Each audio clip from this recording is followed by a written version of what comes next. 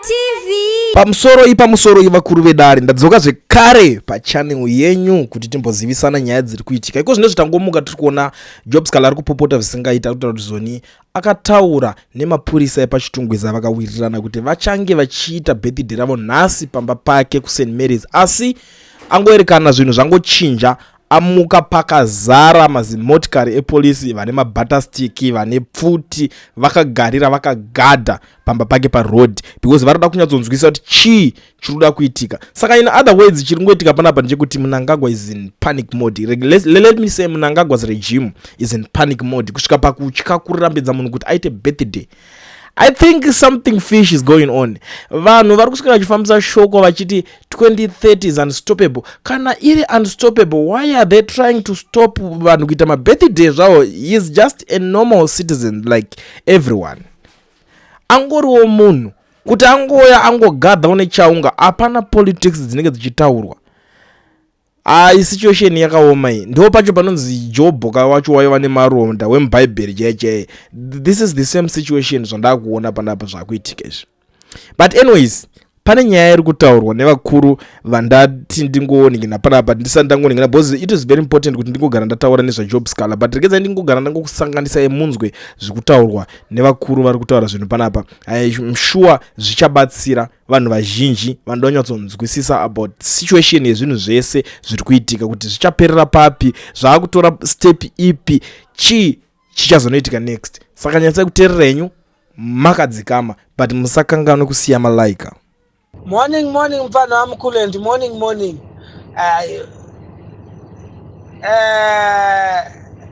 I was listening to bo Job Scarler, bo Tendai Biti, bo mdara yayo kumbosungwa, vanagwisa ito vaziva kubva tichiri vapfana tiri mayouth, tisu takatanga kutotanga kutsvaga basa 1996 here pakatanga kuda kufomwa kufamba MDC chitanga chiri ZCTU.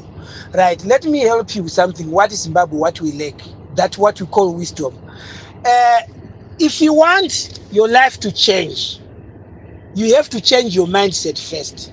So this issue of us as Zimbabweans think that the only person who can change our life is somebody. That is the wrong way of thinking. I think in Zimbabwe we need wisdom.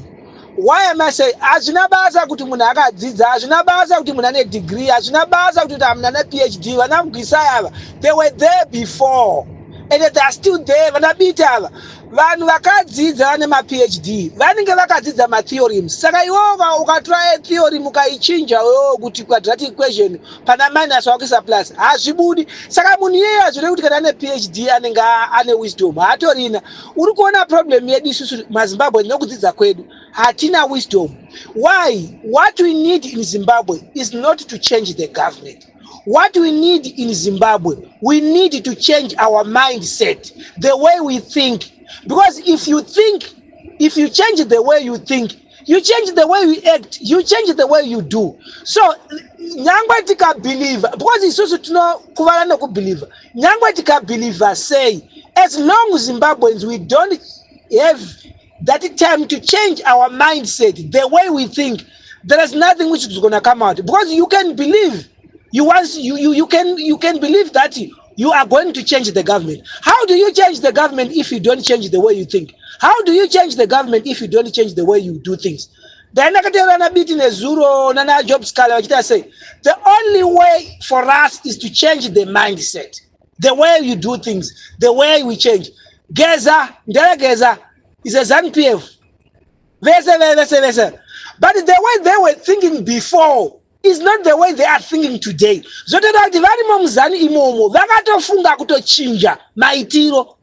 They changed their mindset. No, yes, in dream was ZANU-PF. Yes, in dream war veteran. I said this is wrong. Why am I saying this, Kulent? Tell these people, my Zimbabweans as a whole, Variku Europe, Variku UK, Variku Canada, Variku America.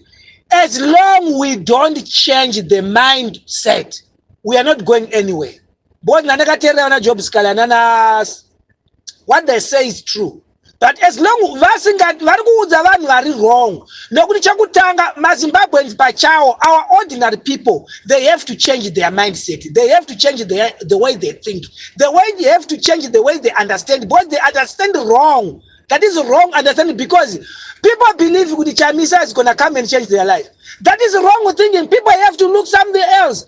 Chamisa is there. Chamisa kachwa ma-election, nakawina ma-election, nakatikata hana kutonga, haatotongi. Why? He have to change himself, the way you do things. So as long as tichinamira wangu akuzorinazve God or Jesus anozouya kuzotisunungura, as long as the Zimbabwean people doesn't change their mindset, doesn't change the way they think, no problem yedu. That is our fundamental problem. That is the syndrome in Zimbabwe. Tingati dzasei tikaita ma-masters, tikaita ma-degree, tikaita ma-PhD. Muna ne-PhD kana asina wisdom hazvibatsire. Chiri kudiwa apa, vanhu vangani vafa from 2023. Chamisa chichaita, Chamisa nokudzwa kuti God is in it. That means people believe in God is in it. Vanhu vangani vafa nhasi vakabelieve in God is in it. Hatisi kuti Chamisa ari wrong. Chamisa hana zvangaita. Chamisa angatigadzirisa, haana changagadzirisa. Asi chiripo ndechokuti isusu maZimbabwean, that syndrome of wrong thinking, that syndrome of wrong understanding, we understand something which is wrong. The only way in the principles of life, tinofana kuchinja mafungiro, tochinja maitiro, tochinja the way we act and the way you do things. Because if you think, you can act. So inini maona ndrukita zvozva ndrukita izvi, ZANU-PF yakapedza nesu kudhara. They know our level of thinking. They know the fear in us. So as long as tisingachinji, tasa age yageza akatochinja mafungiro zvandiri kutaura izvozvi. Kana pane munhu akumuzvira ndiri kutaura izvi kuti kune vakadzidza ngavazame kutseketedza zvandiri kutaura izvi kuti kana ndichiti maonero angu maZimbabwe ndine dambudziko rokuti hatidi kuchinja mafungiro. Bwanzi tikati ngatichinje maitiro, kana usina kufunga nokunzwisisa haukwanisi kuchinja maitiro. Unotonga believe kuti God is in it.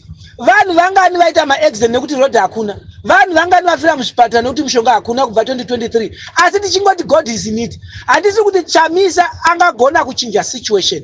Inini ndiri kuti isusu maZimbabweans tikagona kuchinja mafungiro, tinogona kunzwisisa kuti bhora riri kubvepi richiendepi. Totangira, because haungarambe uchiita chinhu time.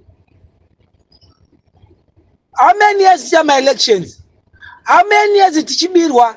How many years vachibirwa? How many years vachirohwa? How many years vachipisigwa dzimba vachirohwa? But nekuda kuti the ordinary people vari paground vane wrong way of thinking, because they believe it shall happen, God achapindira. Kana iwo ndiwe Mwari wachoka, takutotaura zvisizvo. Tiri kuti isusu ngatizame kuchinja mafungiro.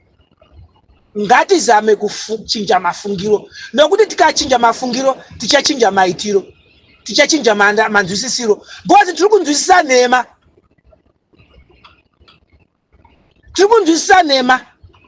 Ende kudzidza kwacho hatitorina wisdom, takadzidza chaizvo, but wisdom hapana, because haukwanisi kuzvifungira kuti what is right and what is wrong. Tikachinja maitiro, tisina kuchinja mafungiro, hapana patiri kuenda. Nokuti tiri kunzwisisa nhema. God is in it.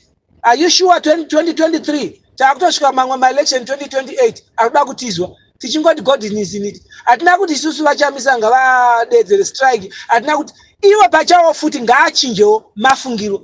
Handipapa yakachinja akatiza CCC. Ndokutochinja kwacho. Ko isusu maZimbabwe sei tisingagoni kuchinja tikaona zvinhu zvisingaiti toti zvinoita. Sei takadaro? Ngatizvibvunze muZimbabwe umwe neumwe paari. Zvibvunze kwakuti sei ndichingobhelieva zvinhu zvisingaiti. Nokuti iwe uchikaona uchitoda change, you have to change the way you act, you have to change the way you think, you have to change the way you do things.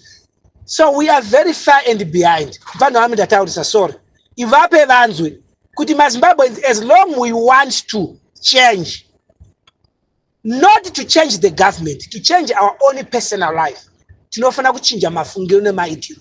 As long pasina izvozvo hapana. Tingaita sei? Tingaita sei? Ndakutotaura zvisina basa, but otherwise ndataurisa.